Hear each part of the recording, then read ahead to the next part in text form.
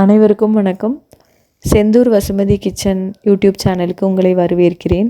இது அடுத்து ஒரு அனுபவ பதிவு தான்.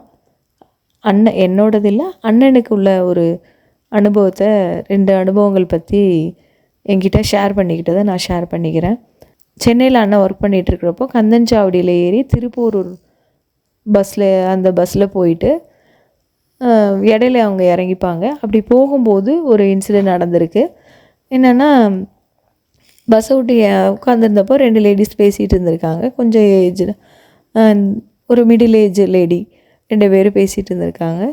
பற்றியாடி இந்த தடவை நம்ம செலக்ட் பண்ண கவுன்சிலர் சரியே இல்லை, அது கொஞ்சம் கிராமத்து சைடு. ஏன்னா திருப்பூர் கொஞ்சம் கந்தன்சாவடிலேருந்து கொஞ்சம் அவுட்டரில் இருக்கக்கூடிய ஒரு கிராமத்து சைடில் அவங்க பற்றியாடி நம்மளோடதில்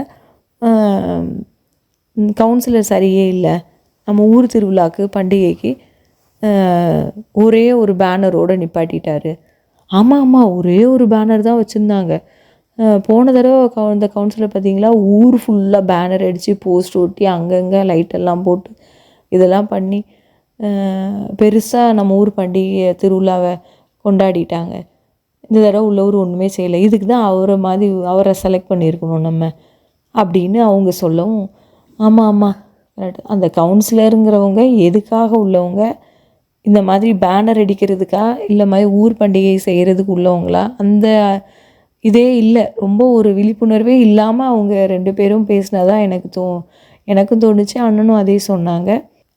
அவங்களோட பதவிக்கான ஒரு கவுன்சிலருங்கிறதுக்கு நம்ம போஸ்டிங்கு போனதுக்கு நம்ம எவ்வளோ தூரம் ஊர் மக்களுக்கு செய்யணும், அந்த ஏரியா வார்டு அந்த ஒன்றுத்துக்கு எவ்வளோ செய்யணுங்கிறது, கவுன்சிலரோட பதவி பற்றியும் அவங்க நம்மளுக்கு செய்ய வேண்டிய பணிகள் பற்றியும் அவங்களுக்கு அந்த விழிப்புணர்வே தெரியல. அடுத்து ஒரு நிகழ்வு, இதே மாதிரி பஸ்ஸில் போகும்போது தான் என்னென்னா, 2 பேர் இதே மாதிரி என்ன அடிபட்டிருக்கு உனக்கு அப்படின்னு இன்னொருத்தங்க பார்த்து கேட்குறாங்க. ரொம்ப நாளாக காணுமே, ஒன்றும் இல்லை, தூக்கி எறிஞ்சிட்டாரு வீட்டில். என்னாச்சு அப்படின்னு, இல்லை ரேஷன் பொருள் வாங்க போன இடத்துல அரிசிக்கு பதிலாக நான் சர்க்கரையை வாங்கிட்டேன், அது அவருக்கு கோவம் வந்துச்சு, அதனால் தூக்கி அடிச்சிட்டாரு. என்னது, இதுக்காகவா? ஆமாம், வீட்டில் அந்த அரிசி நம்மளுக்கு வேணும், சரி ஓகே, எதாவது அட்ஜஸ்ட் பண்ணி நம்ம சமாளிச்சுக்கிட்டு வேலைக்கு போகிறோம்ல, எதாவது சமாளிச்சுக்கிட்டு நம்ம எதாவது பசங்களுக்கு எதையாவது செஞ்சு கொடுக்கலாம் அந்த சர்க்கரையை வச்சு அப்படின்னு நினச்சா, அதுக்குள்ளே அவர் எங்கே எப்போ பார்த்தாலும் அந்த இதுலேயும் தண்ணி அடிச்சுக்கிட்டு அங்கே எங்கேயும் சுற்றிக்கிட்டு, ரேஷன் பொருள் இல்லைன்னா எங்கள் வீடு வாழ்க்கையே நடத்துறது கஷ்டம் அப்படின்னு சொல்லிட்டு அவங்க 2 பேரும் பேசினதையும் அண்ணன் திருப்பி சொன்னான். அதுதான், அதாவது என்னென்னா, ரேஷன் நிறைய பேர் ஒரு ஐடி கார்டு மாதிரியும், இப்போ நிறைய இடத்துல அது கூட கேட்குறதில்ல, ஐடி கார்டு மாதிரியும் சரி வாங்கி வைக்கணும், ஒரு ப்ரூஃப் மாதிரி வேணுங்கிறதுக்காகவும் வாங்குகிற அளவில் நிறைய பேரோட நிலைமை இருந்தாலும், இன்னும் அடித்தட்டு மக்களும் ஒரு வாழ்வாதாரத்தில் பின்தங்கியவர்களுக்கும் அது ஒரு வாழ்க்கையை நடத்துறதுக்கே அது ஒரு மிகப்பெரிய ஒரு அஸ்திவாரமாக இருக்கிற மாதிரி தோணுது. அதுவும் நம்ம இந்த இடத்துல பார்த்து தான் ஆகணும்.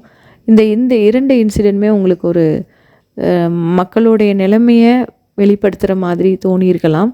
அவங்களுடைய விழிப்புணர்வு இல்லாததையும் அவங்களுடைய வாழ்வாதாரம் எப்படி இருக்குங்கிறதையும் ஒரு நிகழ்வு மூலியமாக உங்ககிட்ட ஷேர் பண்ணிக்கிட்டேன். இதை பற்றிய உங்களுடைய கருத்துக்களையும் இதையும் பதிவிடுமாறு கேட்டுக்கொள்கிறோம். தேங்க்யூ ஃபார் வாட்சிங்.